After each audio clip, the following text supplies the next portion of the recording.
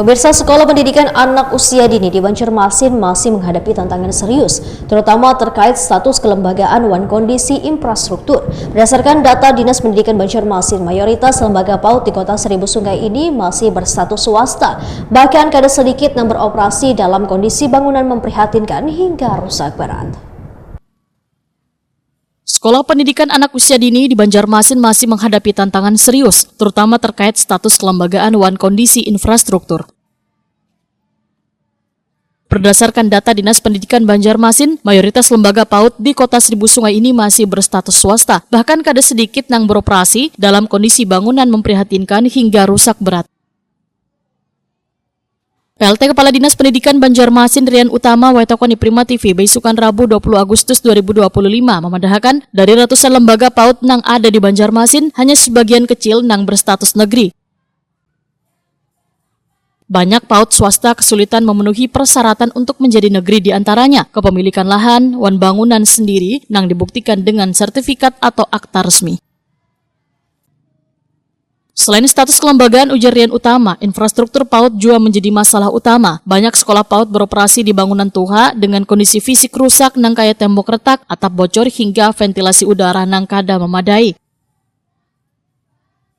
Bahkan ada lembaga PAUD nang kada memiliki gedung sendiri sehingga harus menyewa dan meminjam bangunan milik warga nang kaya rumah warga maupun kantor kelurahan. Kondisi ini membuat pihak pengelola sulit memenuhi syarat izin operasional sesuai ketentuan.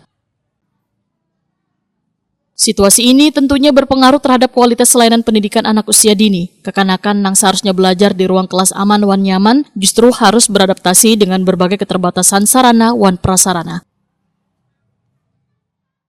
Tadi kan kalau bicara seluruh fasilitas pendidikan itu memang kondisinya memang masih banyak yang belum memadai, masih banyak yang rusak berat, sedang, kemudian ringan. Khususnya untuk PAUD kami masih berkeliling ke setiap sekolah, tetapi juga kan terkendalanya adalah tidak semua PAUD ini statusnya sudah negeri gitu. Nah, itu yang menjadi kendala. Nah, proses untuk dijadikan menjadi negeri itu kan ada tahapannya. Jadi memang ada beberapa dari PAUD swasta yang memang mengajukan untuk dijadikan negeri agar nanti bisa kita fasilitasi bagaimana fasilitas pendidikan. Intinya kan saat ini kita tahu ya secara normatif juga ASN dan ASN yang ASN sudah jelas ini ada gaji, kemudian tunjangan, kemudian juga ada PTG atau sertifikasi, kemudian juga ini kita membantu memfasilitasi terkait dengan pemenuhan hak guru.